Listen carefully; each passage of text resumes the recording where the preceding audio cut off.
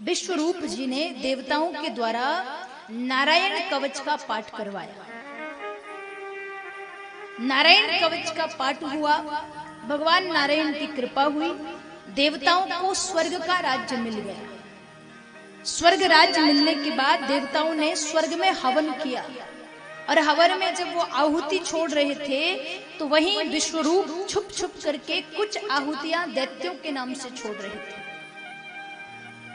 दैत्यों के नाम से क्यों छोड़ रहे थे? विश्वरूप के जो पिता हैं महामुनि त्वष्टा, वो तो देवता वंश के हैं, पर उनकी जो माँ है त्वष्टा की जो पत्नी है वो दैत्य वंश की है। तो ननिहाल पक्ष के लिए छुप छुप करके विश्वरूप जी आहुतियां छोड़ रहे थे। जब देवराज इंद्र ने ये देखा तो बड़ा क्रोध आया और क्रोध में आकर के तलवार उठाई और विश्वरूप का सर धड़ से अलग कर दिया, विश्वरूप का वध कर दिया। विश्वरूप की मृत्यु के बाद महामुनि त्वष्टा ने यज्ञ से एक वृत्तासुर नाम के वीर को प्रकट किया। वृत्तासुर के साथ इंद्र ने युद्ध किया, खूब समय बीत गया। जब वृत्तासुर के नाम के महात्मा जी तपस्या कर रहे हैं, उनकी हड्डियां दान में मांग करके इंद्र लाए। उन हड्डियों का वज्र बनवाया, वृत्तासुर पर चढ़ाई करी और जब वृत्तासुर पर वज्र का प्रहार किया तो वृत्तासुर का दैत्य शरीर छूट गया। 2 ब्राह्मणों का वध किया, ब्रह्म हत्या लगी।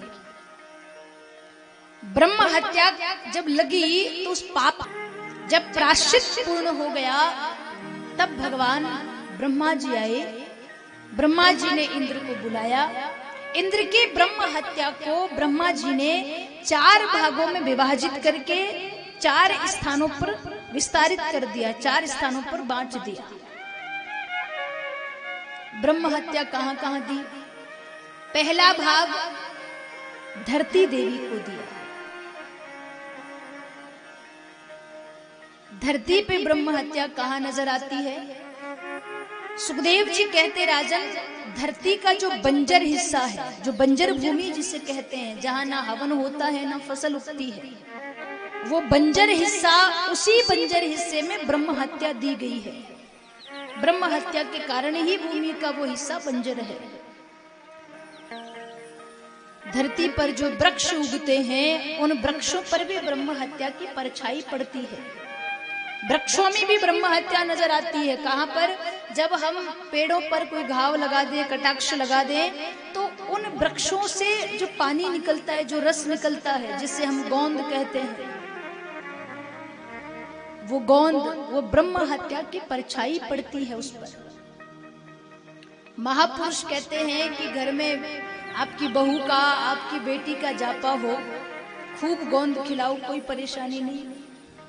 पर यदि आपके घर में भगवान के लिए प्रसाद बना है, आपके घर संत पधारे हैं, आपके घर ब्राह्मण आए हैं, आपके घर मेहमान गण आए हैं, अतिथि आए हैं, तो गलती से भी संत ब्राह्मण और भगवान के भोग में गोंद का उपयोग नहीं करना चाहिए।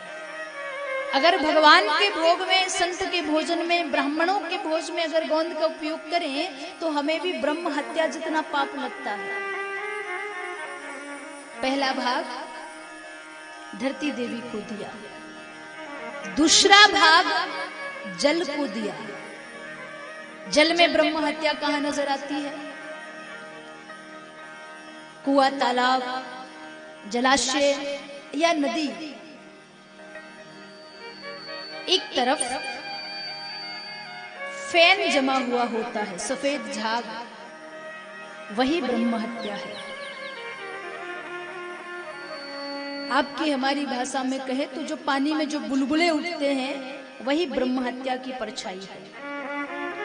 इसलिए हमारे सनातन में एक नियम है कि यदि हमारे घर कोई भोजन करने आए तो भोजन की थाली से पहले ही हम जल का गिलास भर के रख देते हैं।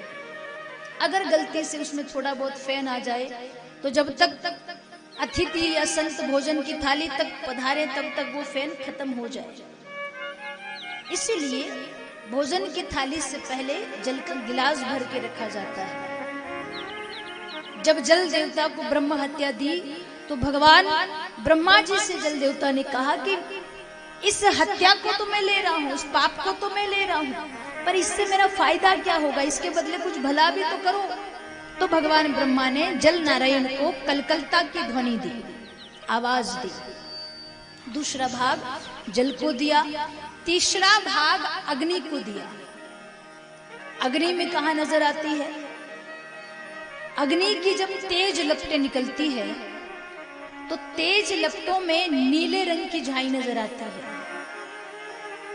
वो नीले रंग की जो झाई है वही ब्रह्म हत्या की परछाई है। जब कभी आप हवन करें, यज्ञ में बैठे, कई बार घी पर घी, आहुति पर आहुति जब यजमान जी डालते हैं और यज्ञ की अग्नि जब तेज होने लगती है तो जो यज्ञाचारी जी होते हैं वो अपने पास पंचामृत बना करके रखते हैं। जैसे अग्नि तेज होती है वो पंचामृत यज्ञ कुंड में डाल देते हैं ताकि अग्नि शांत हो जाए। महापुरुष कहते हैं अगर हवन की अग्नि में वो नीली झाई नजर आ जाए तो यज्ञ का सारा पुण्य नष्ट हो जाता है। इसी कारण दक्षिण भारत में कई स्थान ऐसे हैं जहां भागवत कथा के बाद वो हवन नहीं करवाते, या तो गीता पाठ करवा देंगे या तो कोई दूसरा जाप करवा देंगे। वो कहते हैं अगर गलती से भी वो नीली झाई नजर आ गई तो हमारी भागवत का सारा पुण्य चला जाएगा। तीसरा भाग अग्नि देवता को दिया, चौथा भाग नारी जाति को दिया। 4 भागों में ब्रह्म हत्या को बांट करके भगवान ब्रह्मा जी ने इंद्र को पुनः स्वर्गाधिपति बनाया। सुखदेव जी महाराज कहते इस प्रकार इंद्र को ब्रह्म हत्या का पाप लगा।